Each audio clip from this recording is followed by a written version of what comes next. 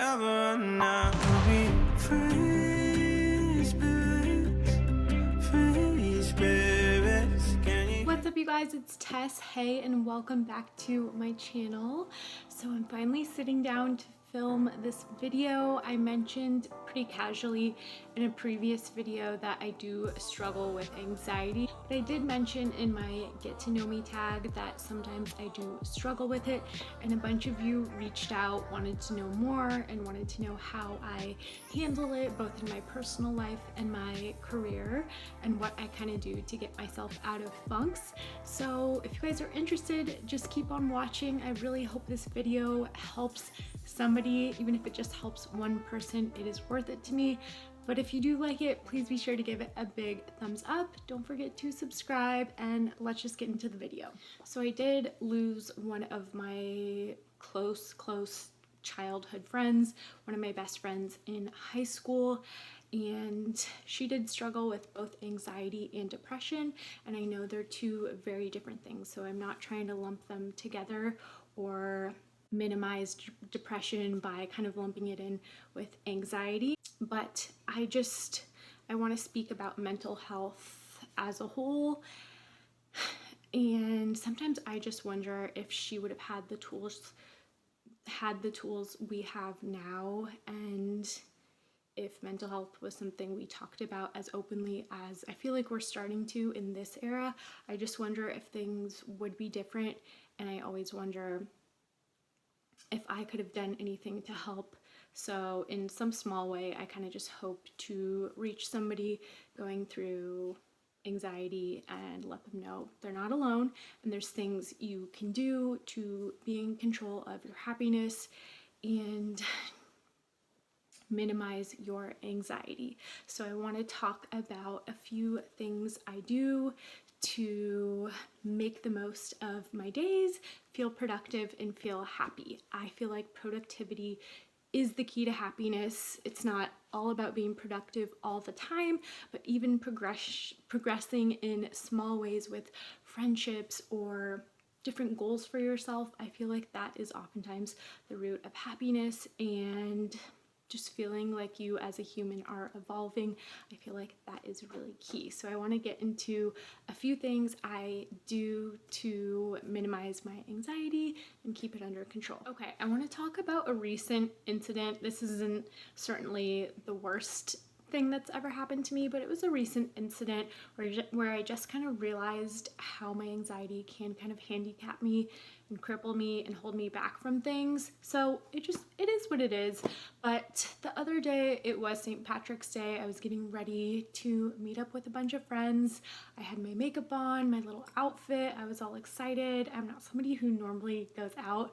I really rarely go out. I'm just more of a homebody, I guess. I'm really independent. I don't mind being alone. I like to kind of work on creative projects. I love to work on just different things that light me up, and I feel like sometimes I can't relate to a lot of people my age. So being in a bar situation, which I also don't drink, being in a bar situation, sometimes I just worry that I won't be able to have a good conversation with somebody.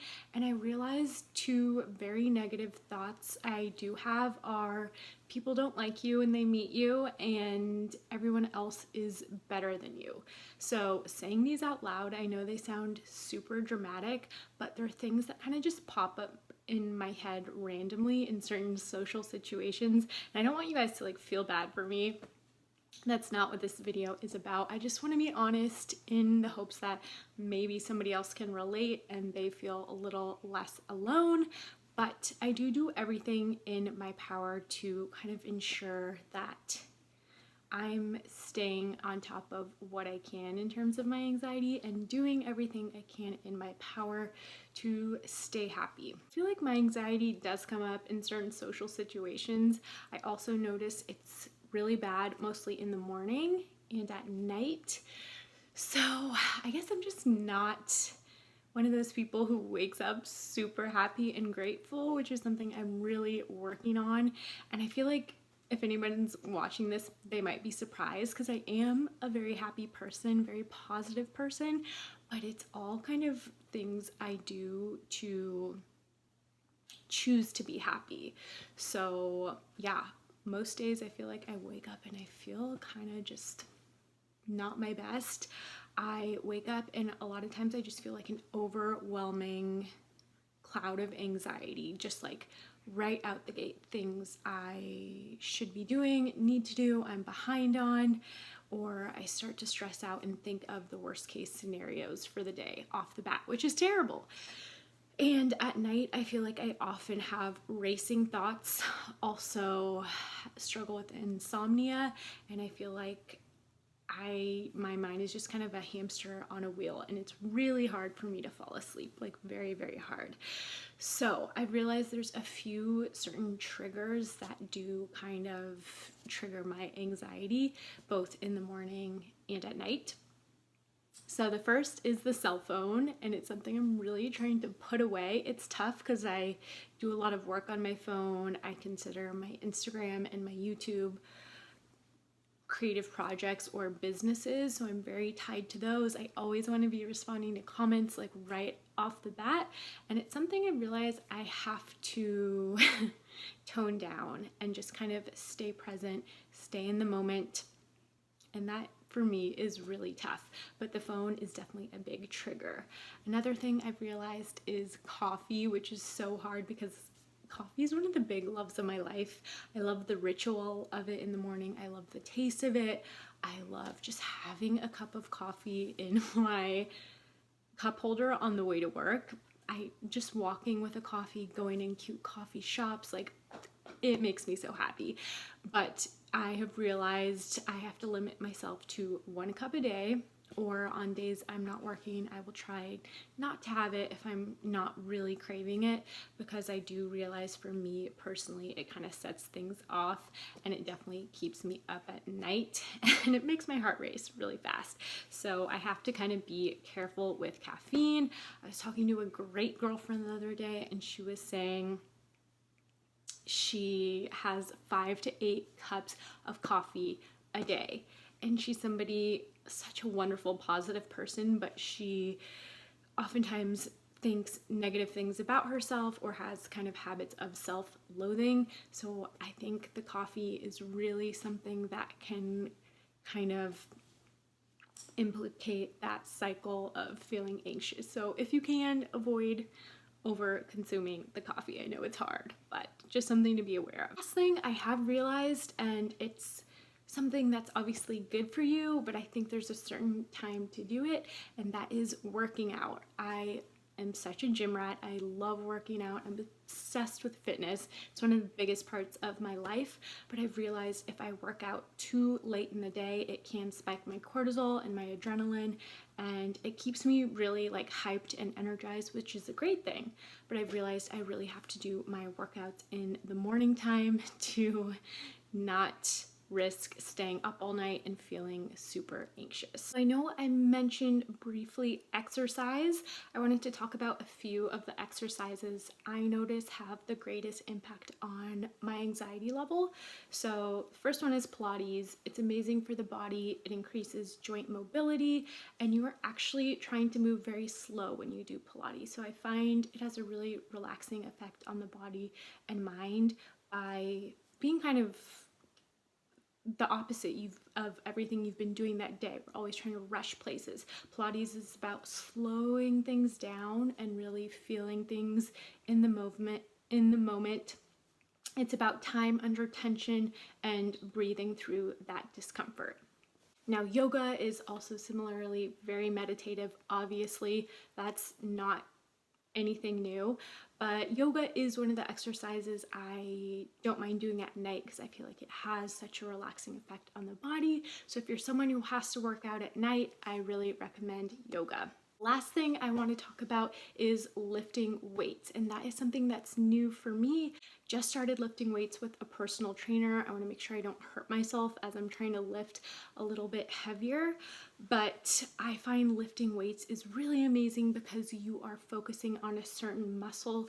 You are putting a lot of tension on that one muscle, and I try to focus all of my energy literally on that one muscle. So when I finish the exercise, I feel like I've exerted myself to my full potential, and just focusing with deep concentration on one thing for a finite period of time, I find is really meditative. This is something I learned in the book Tools of Titans, one of my favorite books. It talks about tips from a bunch of industry experts, and a lot of them talk about kettle swings and lifting weights as a form of meditation. The next thing I want to get into is social media. Obviously, social media is a highlight reel. So when you're seeing people getting engaged, getting promotions, out drinking with their besties, looking super fit, showing off their bikini body on the beach, just remember that is just a moment of their life. It is a highlight. It's not the entire thing. So don't compare yourself to anyone else. Comparison is the thief of joy. And I know it's easier said than done if you have all that on your feed. So I think the best thing to do is be very, very picky with who you follow. I am at the point in my life where I really only want to follow people who bring me value, bring something positive into my life. So a bunch of hot girls on Instagram, I'm sorry if you don't bring anything to the table. If you're not elevating my life, there's no reason for me to follow you. That's just, you're gorgeous, but I don't need to see that every day. I don't think anyone does. I don't think that helps. And I was talking to a girlfriend the other day. She was texting me. She was like, Tess, I just posted this bikini picture and I'm having a meltdown. Like, should I keep it? Should I delete it? I don't know what to do. I don't like the way I look fat, blah, blah, blah. And this is something I know girls, and I'm sure guys do, but especially girls, we pick ourselves apart. I do it all the time. I ruminate on a picture for 20 minutes, wondering if it's Instagram worthy, and it's something you really have to be careful with. I think social media is such an amazing tool, but I feel like the only way to use it, at least in my opinion, for it to be a positive influence in your life is to use it to bring value to others, use it to elevate your business, but always have bringing value at the forefront of your mind when using social media. Okay, I want to get into a few supplements I use to reduce my anxiety. I'm going to insert them somewhere here because I don't have them with me. But the first one is Lavela. It is lavender oil, and I was prescribed this. I was prescribed, but you don't need a prescription since it is a holistic, natural supplement. So it's pure lavender oil, and there's some amazing studies behind it that compare it to different anxiety medications like Xanax, and it's been really proven to be very effective. I really like it. I don't notice any psychoactive effect, but it is something I've been incorporating into my routine. I take one in the morning and one at night. I have also been taking magnesium supplements at night, which is a really, really amazing supplement. It helps with your post-workout recovery. It helps promote good sleep, helps to go to the bathroom. It helps to calm the body and the mind. So one I really like is the Calm powder. There's a lot of different forms of magnesium, so you might want to do some research into one that is effective, but if you're looking for a brand recommendation, I'm a big fan of the Calm powders, both the sleep and the regular option. Of course, there's also CBD. People have different, experiences with CBD. For me personally, I don't notice much of an effect, but I know it helps a lot of people. And sometimes it's just having that act of a ritual, like a hot mint tea with some CBD in it to kind of calm you down. So if that works, I am all for it. The next thing I want to talk about is just being able to talk about your anxiety. That night I was kind of going through it. I just felt super wired and like I couldn't be in a space talking to a bunch of new people. I ended up calling a really good girlfriend, and I find if you can just be completely vulnerable and literally get everything off of your chest, not only does it relieve that tension, but having a friend who's there to support you and probably tell you that they've gone through something similar at one point in their life, to me is very, very helpful. And I think it does kind of help to strengthen those bonds, which are very enriching in my life. Okay, so another thing I want to talk about is affirmations. You can do them in the morning or really any time of the day. I like to repeat it in the mirror 5 times, which feels silly at first if you're not used to it, but I promise it's very effective, and it is literally mentally retraining your mind and replacing those negative thoughts you might have otherwise with positive ones. So I know it's cheesy, I like cheesy, but I've actually replaced a lot of those Instagram girls that weren't bringing anything to my life with a bunch of positive affirmation accounts or fearless motivation accounts.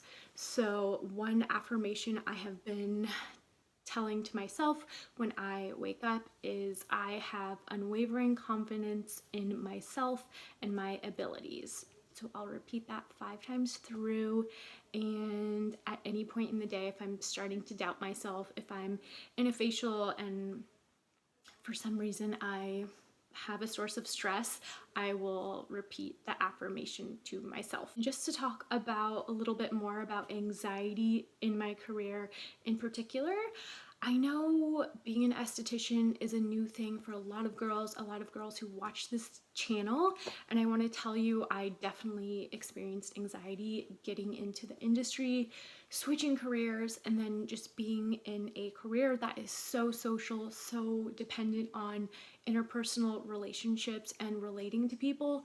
You don't really have time or room to be that anxious person. You're kind of in a role where you need to be comforting people. One thing I really try to do is partake in active listening, which is where, exactly like it sounds, you are truly listening to the other person. You're not anticipating what you're gonna say next, or worrying about if your response is going to be good enough.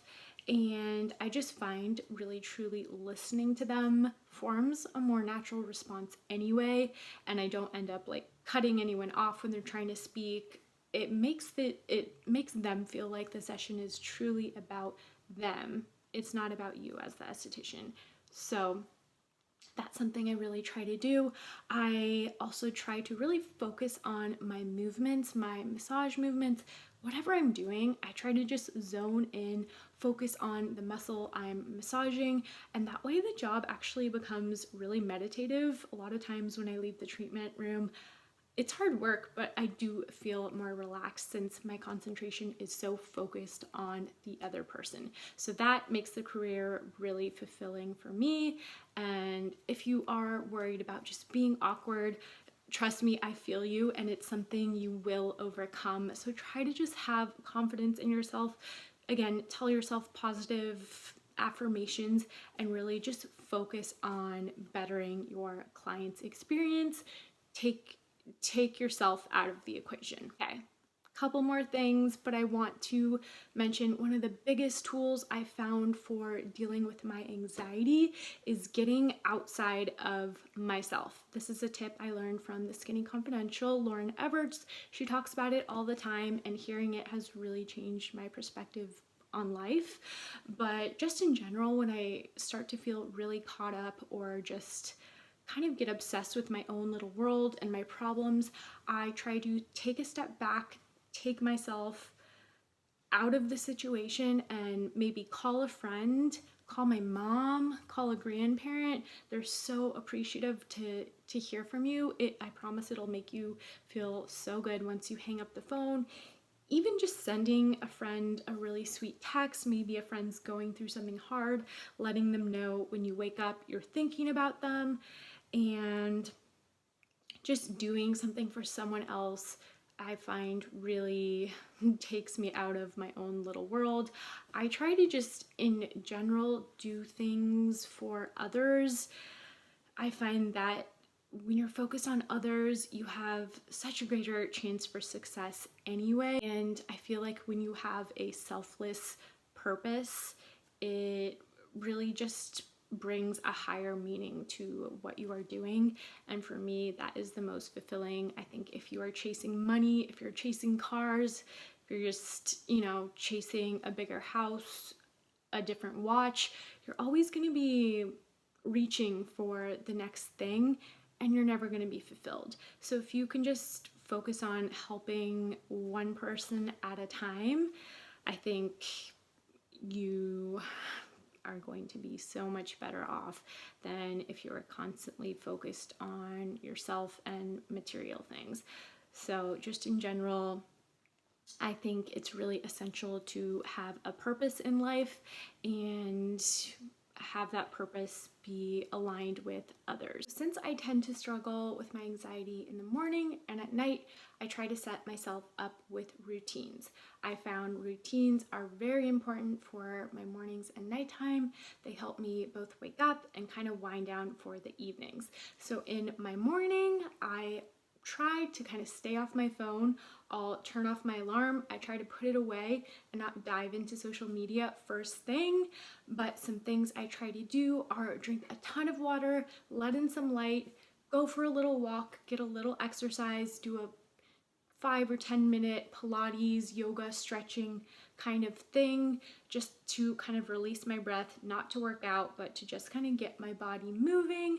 And then I like to take a hot cold shower in the morning, and then I like to get into my skincare routine. Obsessed with skincare, you guys obviously know that, maybe not obviously, but I am an esthetician and I'm very obsessed with skincare, so I love to do that. I love to do facial massage. I find it helps release toxins, release puffiness in the face, and it just helps me feel good in the morning. Now at night, some things I've been trying to do are put the phone away earlier, put it away, and I like to take a hot bath or shower.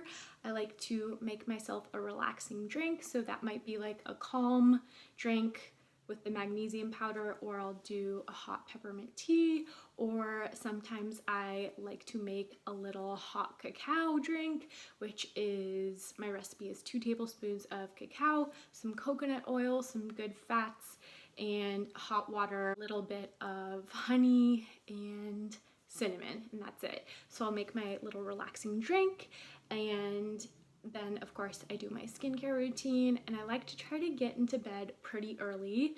Some nights I get off work late, but if I can get into bed by 9 o'clock, that is ideal. And then I really have been enjoying reading. Some of my favorite books right now are Crush It and Tools of Titans. I like it because they're very like career focused books, which helps me feel like I'm making progress, learning things in life. And I find reading really just has a nice way of making me a little bit tired, whereas if I'm watching YouTube videos, if I'm scrolling on social media, the blue light and just the stimulation of it really keeps me up.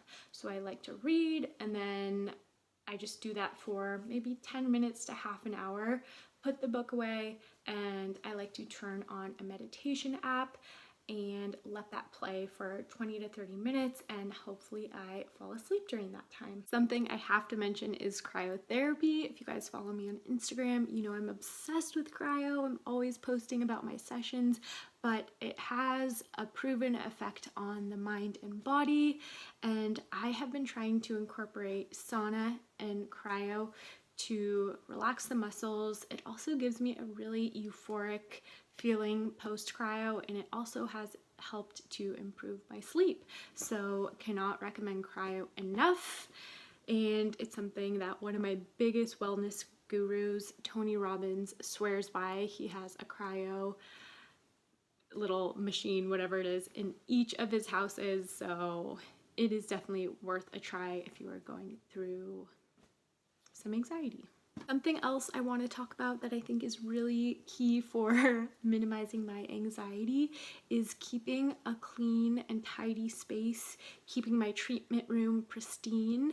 I've definitely learned this from my boss. She is very particular about how she wants the bed, the room, all the little details that personally, like me, I'm kind of a more creative type. I don't notice all the small things, but I've slowly started to become a very organized person because of the footprint she's kind of mapped out for me, and I found it makes a big difference in my happiness. So I tried to keep the treatment room as pristine as possible. I try to keep my room, I try to keep my car, all the spaces you are spending your time in, make them look nice, keep things simple, don't hold on to a lot of clutter. And I find just having a really clean, tidy, simple space makes me actually like so happy. It makes me so happy to come home to. Okay, so we were nearing the end of this video. I could go on and on, but the last thing I do is something I do before bed, and that is typically a meditation or listening to calming music. So personally, I really depend on guided meditation, so something like an app. I try to plug my phone in where it's away from the bed, out of arm's reach, but I plug it into the outlet and I play the meditation. Some apps I like are Simple Habit, and I'm really liking the Inscape app. They have some different soundscapes with different relaxing sounds. They also have breathing exercises. Breathing is so important. There's a whole bunch of different exercises within meditation you can do. There's one that has color visualization, so you're kind of imagining different colors like orange and green, and I don't know, it just really helps me. Another method is focusing on constricting certain muscles, tightening certain muscles, contracting muscles is what I meant. So you're contracting the muscles and then releasing it, and it does have a very relaxing effect. Another thing I like about meditation is the breathing exercises.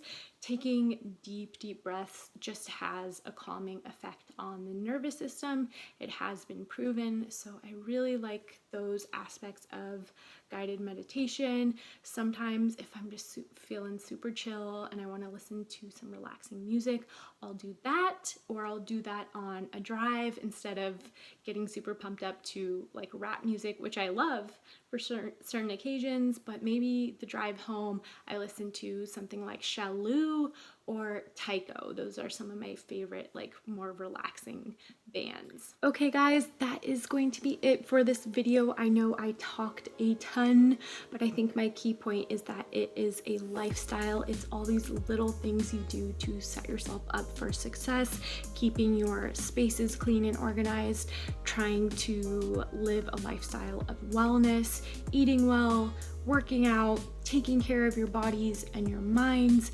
retraining your negative thoughts, filtering out all the excess that you don't need. I think all those little things really add up. They're things you consume, but I hope this video was helpful. I want you guys to know you're so much stronger than you know, and whatever you are going through, just remember it is temporary.